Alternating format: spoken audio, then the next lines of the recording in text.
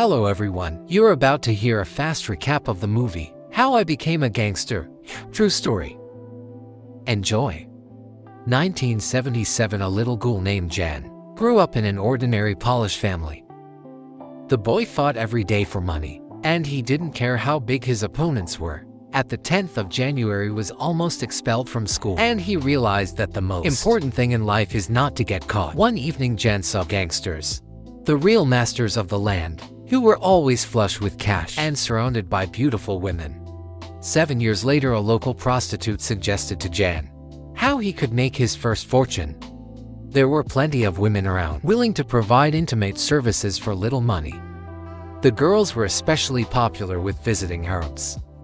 So Jan became a pimp and began earning as much in a day as his taxi driver father earned in a month if problems arose. Jan solved them with his fists. The thug found a suitcase full of cash on one of his clients. Jan tried to snatch it, but the Arabs surrounded the boy. At that moment, the repulsed Pole realized that the greatest thrills in life came from adrenaline and the feeling of power. So he severely beat up the newcomers. That's when Walden first saw him. In 1996, Jan was already a gang leader. He had 30 men under him.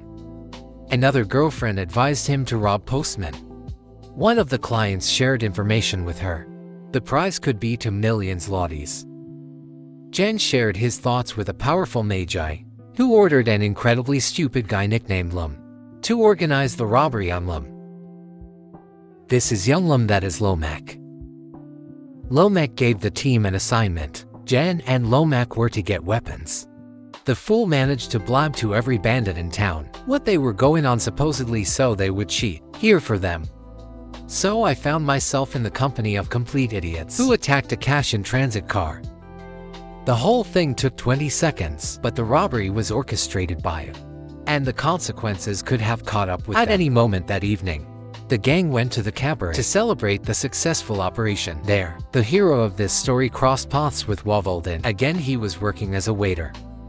Very soon Jan was arrested, not for the robbery but for puncturing a man's lung during a recent brawl with fans. Meanwhile, the gang continued to carouse on the postman's money. As Jan had predicted, a couple of months later, they were all busted. 20 people were arrested. The organizers received 15 years in prison, from 6 to 7 years. Thanks to a lucky set of circumstances, I only served 1.5 years. Even though I lost all my property, I had to start all over again. Jan picked up the waiter he'd met in the pub and, after a background check, recruited Walden into his crew. Jan was at the top of the organization. The main rule was to leave women and children alone. Only 4 foremen had access to him.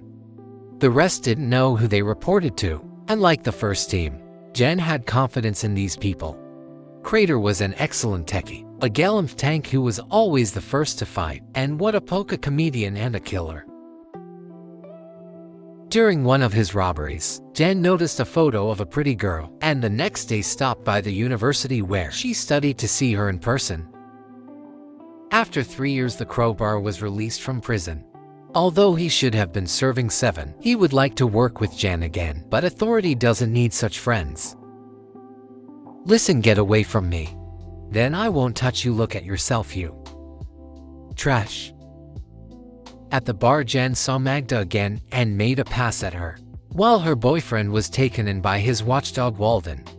They forced the man to go home, so he wouldn't have to work for the rest of his life.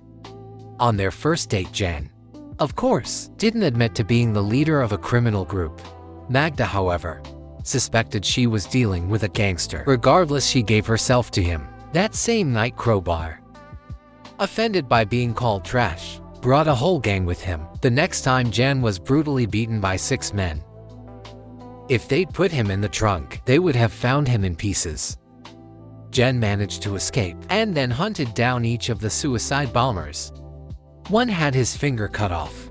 Another was forced to pleasure his boyfriend, and then a video was sent to his mother. Jan simply pissed on another and forced his severed finger to sit down. He never found Crowbar. A beaten gangster approached an elderly couple and paid them a fortune to vacate a house he'd set his sights on within 2 days. By 2003, Jan was doing just fine. All these years he'd continued searching for Lomek. And finally Walden reported his first lead. Jan's parents had no idea what their son was doing. Quote, "And you son, when are you going to start earning money?" Well, his dad suggested his son take his taxi. He could earn a whopping 1,700 zlotys a month as a taxi driver. That's how the man gave Jan another good idea. Now the gang uses taxis to transport a mobile group of fighters. It arouses much less suspicion. However, Jan did have to give one passenger a ride once. One day Moran, from the old gang, got into Jan's car and offered him a deal worth 500,000 zlotys. Moran invited Jan to his hangout. The two friends were sitting on the couch. Zico apologized to the Hole for shooting him in the leg. After serving time, he's had trouble controlling himself. Kulaknik described the plot. They were planning to kidnap the 16-year-old daughter of a poultry farm owner. Jan immediately shut him up. He doesn't mess with children. That's his principle. As he left, the gangster noticed that the Hole had died from blood loss, so he never accepted his friend's apology. Walden has no such luck. He thinks it was a good deed, but he's just the enforcer. In the middle of the robbery, Jan confessed that he was getting married. The brothers prepared the best wedding gift for him, a tied-up crowbar. Right before the ceremony, the bosses and his foreman took turns strangling the crowbar. Thus they swore allegiance to each other. Afterward, the friends dumped the body in the pit, and Jan went to his fiancée. The gang partied all night, drinking and taking illegal drugs in ridiculous quantities, and even managed to get a priest drunk. Back then, Jan had it all: a loving family, a strong gang, and the best woman in town. The boss started allowing his guys to work for him occasionally, as long as they didn't forget to tip the boss their 30%. Aren't you afraid he'll dump you? No, he's my man. Another gang was undergoing a restructuring. Zuka decided to take down Marion, but he messed up with the ammo. Marion also couldn't shoot the thug because he was dead drunk. The next attempt failed because the shooters were positioned too far away. But you can't escape fate. Marion's body was soon found in the river. All this time, Magda tried not to think about what her husband was doing. She herself was trying to make a living as a landscaping artist. Walden was acting too provocatively and always getting into trouble. Well, Jan has to constantly cover for him. Like now at the nightclub. He looks like Jan himself in his youth, when he was enjoying the adrenaline rush. Daniel, the biggest gangster in town, has arrived in town. You'd never guess he's connected to crime. Daniel has taken an interest in the promising gangster. He operates quietly and like another gang of thugs, who grab guns at the slightest provocation. That's how Jan became the right-hand man of Poland's most powerful gangster, and his first task was to get rid of the gang that was causing too many problems. Walden likes the way things are going. After all, back then, he beat a man to death at the club, and he got away with it. Walden would like to destroy all the gangs to remain the only force in the city. Meanwhile, the police have become interested in Jan, but they have nothing on him yet.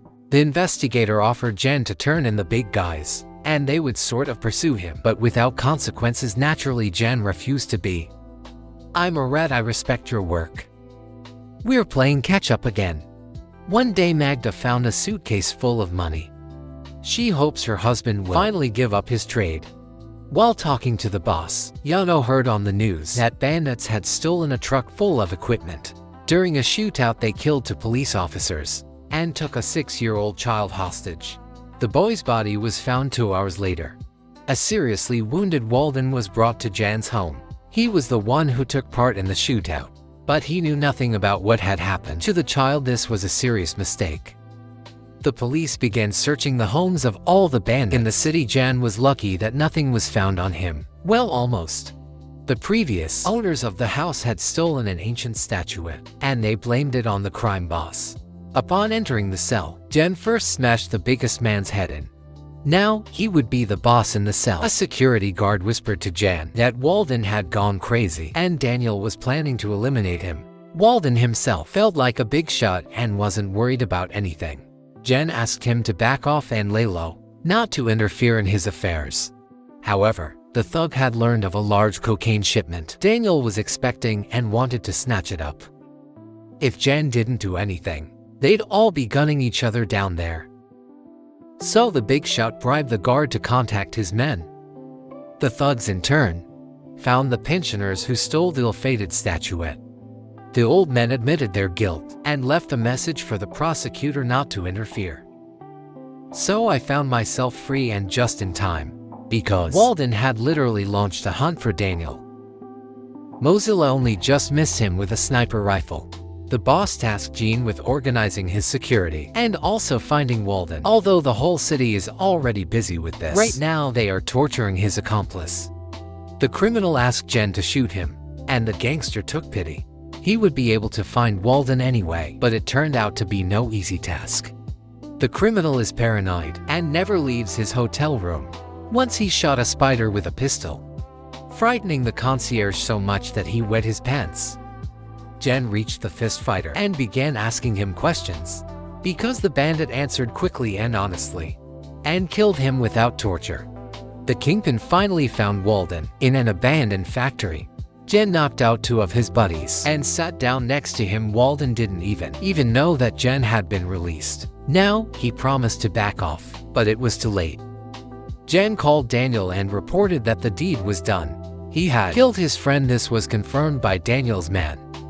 All that was left was to accept the delivery of 500 kilograms of cocaine, and Jan would be able to go on vacation. With 10 million zlotys, the gangster figured out that Daniel was snitching to the police, which is why he'd been keeping afloat for so long. They arrived at the port. Joyful Daniel inspected the goods. Suddenly Jan raised the alarm and dragged his boss behind the containers. The police had indeed raided the warehouse. Suddenly Jan told his boss he couldn't trust a rat. Friends and loyalty were the most important things. Jan could be next after Walden, so he started his own game. First he staged a mask show with fake special forces, and then pretended to burn the entire shipment, worth 100 million zlotys.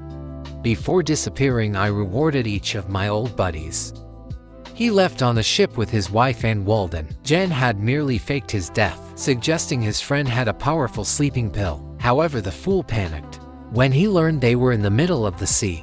He demanded to be taken back to Poland, and he didn't care if they'd torture him there. Walden wouldn't turn Jan in. He'd never turned anyone in, even killed that child just to get rid of his tail.